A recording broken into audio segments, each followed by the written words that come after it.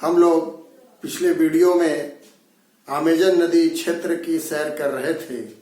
आइए उसी सैर को आगे ले जाते हैं और आपको कुछ अन्य रोचक जानकारियां देते हैं। हम लोग बात कर रहे हैं वर्ग 7 के भूगोल विषय में अध्याय 8 की, जिसमें हम लोग मानव पर्यावरण अन्योन्य क्रिया उष्णकटिबंधीय प्रदेश की चर्चा आपके साथ कर रहे हैं। और इसी कड़ी में हमने अमेजन नदी बेसिन के वन्य प्राणी और वनस्पति के बारे में आपसे चर्चा की कि वहां के वन्य प्राणी और वहां की वनस्पतियां कैसी होती हैं। आज हम इसी कड़ी में वहां के निवासियों के बारे में चर्चा करने वाले हैं। तो निवासी के बारे में, निवासी जैसा कि आप जानते हैं, वहां पर रहने वाले लोग, किसी भी जगह पर रहने वाले लोगों को वहां के निवासी कहते हैं।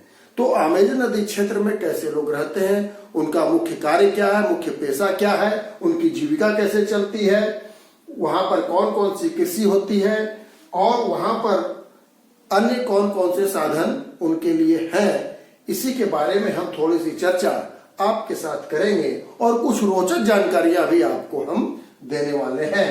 तो वीडियो को देखते रहिएगा अंत तक। सबसे पहले हम बात करते हैं जनसंख्या की। जनसंख्या का मतलब क्या होता है?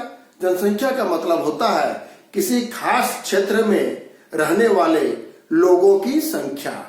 मतलब रामगढ़ में जितने लोग रहते हैं या पूरे झारखंड में जितने लोग रहते हैं, वो झारखंड की जनसंख्या हो गई। जैसे आप जानते हैं कि झारखंड की जनसंख्या कोई 3.25 करोड़ के आसपास है। तो वहां की जो जनसंख्या है वो विरल है। विरल का मतलब काफी कम है, घनी जनसंख्या नहीं है। जैसे हमारे देश में कम क्षेत्र में बहुत ज्यादा लोग रहते हैं, उसी प्रकार वहां पर बहुत बड़े क्षेत्र में कम लोग रहते हैं।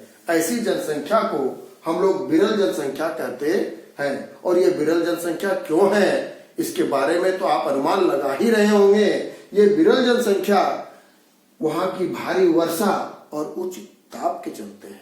भारी वर्षा मैंने आपको बतलाया था कि सालों भर वहां पर भारी वर्षा होती है, क्योंकि वो विषुवतीय रेखा के आसपास की जलवायु है। और सालों भर तापमान वहां पर उच्च रहता है, क्योंकि सूर्य की किरणें सालों भर वहां पर सीधी पड़ती है। इसलिए वहां सालों भर भारी वर्षा और उच्च ताप होती है।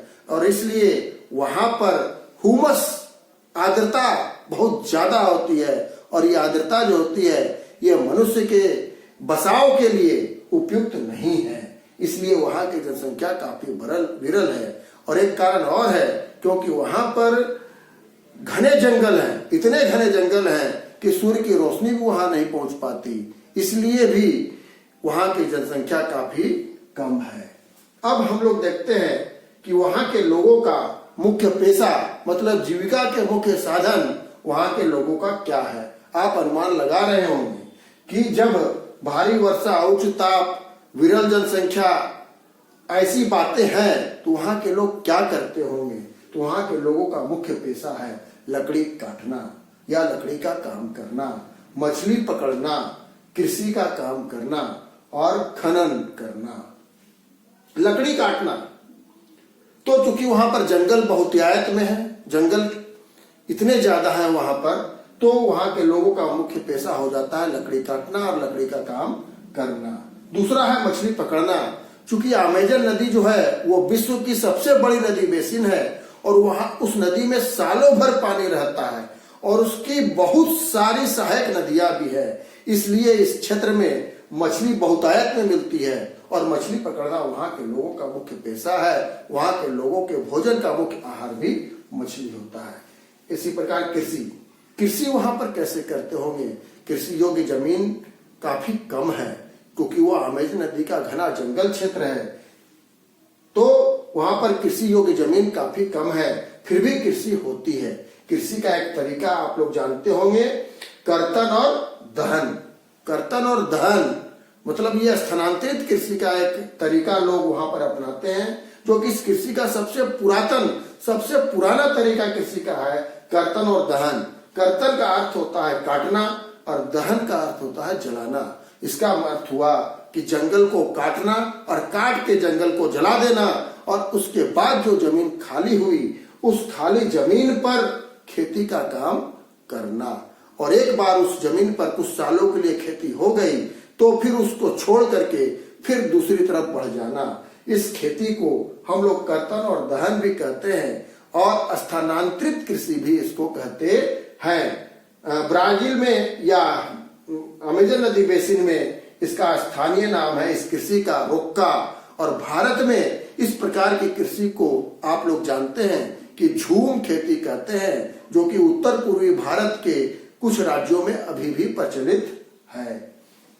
कृषि के जो मुख्य उत्पाद यहाँ पर है, मुख्य फसल यहाँ से कौन कौन सी होती है? कृषि के मुख्य फसल है यहाँ पर अनानास, शकरकंद और टेपियोका। अनानास के बारे में आप जानते हैं, शकरकंद के बारे में आप जानते हैं, टेपियोका के बारे में मैं आपको जानकारी दूं कि टेपियोका जो है वो कसावा नाम का एक पौधा होता है, उसकी जड़ से बनता है। उसकी जड़ में स्टार्च बहुत ज्यादा होता है, इसी को हम लोग टेपियोका कहते हैं। और हमारे देश के दक्षिण में हिस्से में, दक्षिण भारत में टेपियोका से ही साबूदाना बनता है। साबूदाना का नाम आपने जरूर सुना होगा। इससे तरह तरह के खाद्य पदार्थ हमारे यहाँ बनते हैं। तो ये टेपियोका नाम की फसल भी वहां पर काफी होती है।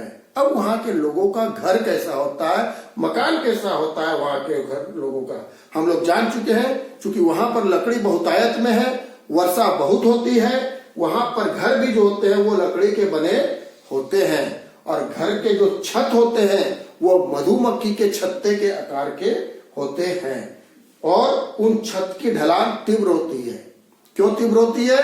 क्योंकि वहां पर रोजाना बारिश होती है, और बारिश जब होगी और छत अगर चिपटी होगी तो उस पर पानी जमेगा।